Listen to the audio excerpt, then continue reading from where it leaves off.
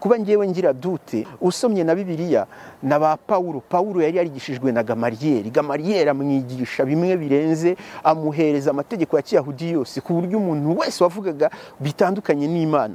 Paul ari we witwaga Sawuli yamucishagaho ikintu. Noneho urabizi rero agiye Damasiko agiye kurengera izina ry'Imana ye Yehova, kuko hari abantu bari bamaze iminsi bisararanga mu mujyi wa Damasiko bavuga ngo babonye indi mana, ngo bageraho banyuze muri Kristo Yesu. Igihe yari ari ku rugendo agiye kubica, ngo niho yahuye na Kristo, aramuhumya amukubita hasi, aramubwira ati bariya uri kujya kwica barimo barankorera. Ntago rero Yesu yahoye Paulo kuba yari afite uko kwizera kwe guhamye mu nyigisho Gamaliyeli yaramwigishije, kuko yari afite ukundi kwizera kumwubatsemo. Mu by'ukuri nanjye rero nemera ko mu guhumbya no guhumbura ubu buzima bw'isi bwose bushobora guhagarara, izi nganda zose zigahagarara.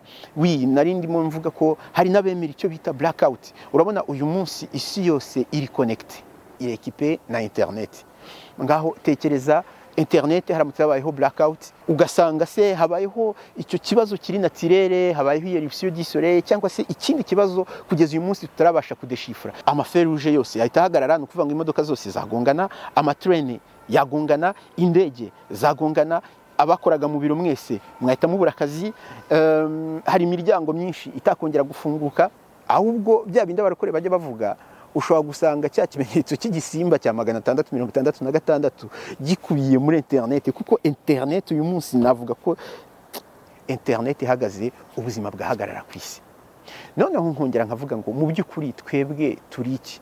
Dufite ubwo bwenge, dufite ubwo bushakashatsi, dufite ibyo bintu by'ibitangaza twiremera, ariko se twinjiyemo imbere twishingikirije kuki? Hari abantu bita ngo naba conspirationaliste bakunze gutekereza kenshi le scénario du pire, bakora nyine navuga ngo ni nka script y'igihe byacitse. Yes, hana abazungu benshi bari equipe mu gihe byacitse, nkuko nigeze mbivuga. Hari abafite bunker mu mazu yabo, usanga bafite systeme bagiye bashyiraho ku buryo amashanyarazi ahagaze, amazi ahagaze, ikintu cyose gihagaze, ku buryo bashobora kumara kibuze nk'iminsi 30 bari gusirveka kugira ngo iyo catastrophe naturelle ibanze yegereyo.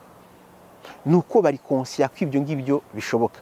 Ahubwo naniyo mpamvu nabwira umuntu nti jewe muri iyi myaka tugezemo, ndamutse ndi uwo muntu utekereza kuri catastrophe naturelle, na prefera kuba muri Afrika kurusha kuba i Burayi. Kandi mbona ari nacyo cyerekezo abazungu barimo, banza bashaka kuzatuma birabura bose bahungira i Burayi, kubera i Burayi bahangije, noneho abazungu bakimuka bakaza gutura muri Afrika. Kangira ngo mwatangiye kuyibona batangiye kujya bahagura ibikingi.